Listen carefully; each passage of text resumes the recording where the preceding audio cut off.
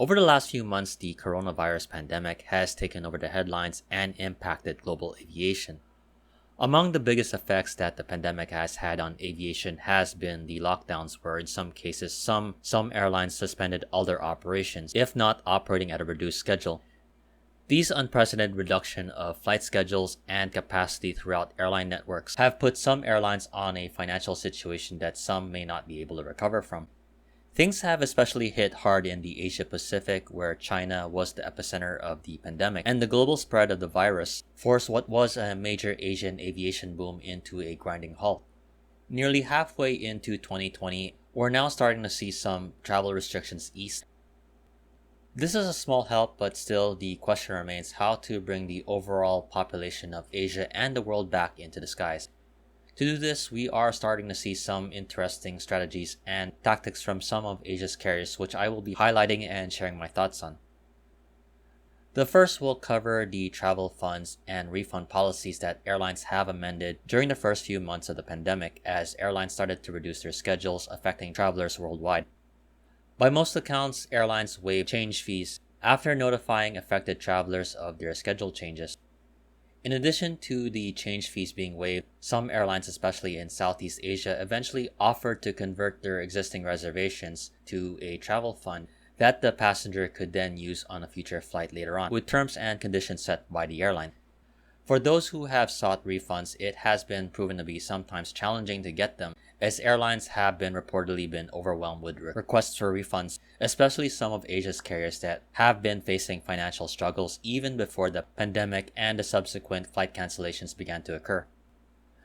The offers of the travel funds and initial waiving of flight schedule changes happened as a result to the sudden and unexpected challenges the pandemic presented to the airlines and the global economy as a whole. In the early months of the flight resumptions, some airlines continued to operate chartered flights specifically for repatriating citizens to their respective home countries, and airlines have relied on cargo to offset the losses of the lower passenger travel demand.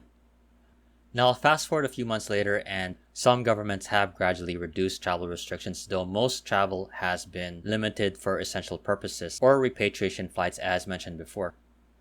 However, many of the airlines would prefer to have the mass amount of travelers that, if not stuck at home, would be paying customers on aircraft that are currently grounded and parked in other areas around Asia and the world. While many travelers throughout Asia and the world are awaiting their opportunities to take their first flight after months, some airlines have begun to offer promotions for travel booking as far as next summer. To most of you, probably this is a no-brainer, a common business tactic to bring back customers.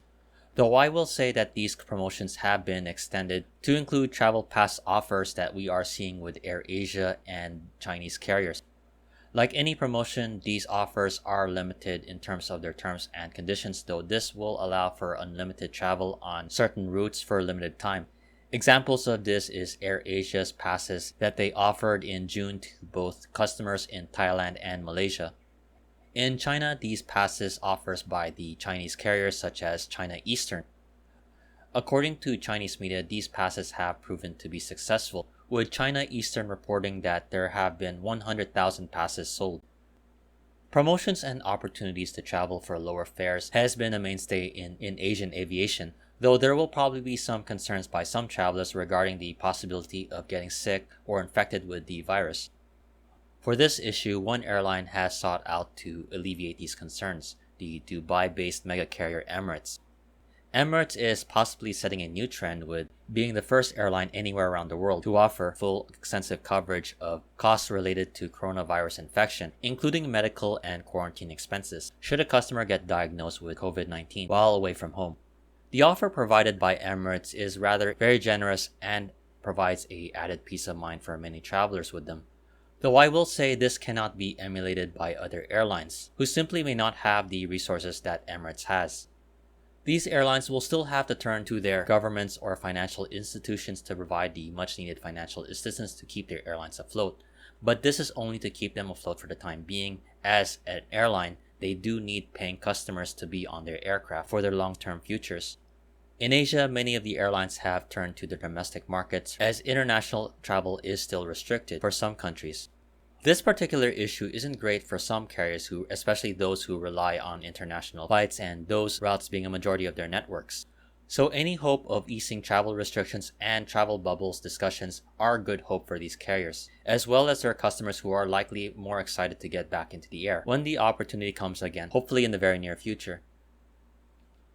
Most aviation industry observers are expecting that the global aviation recovery will take years.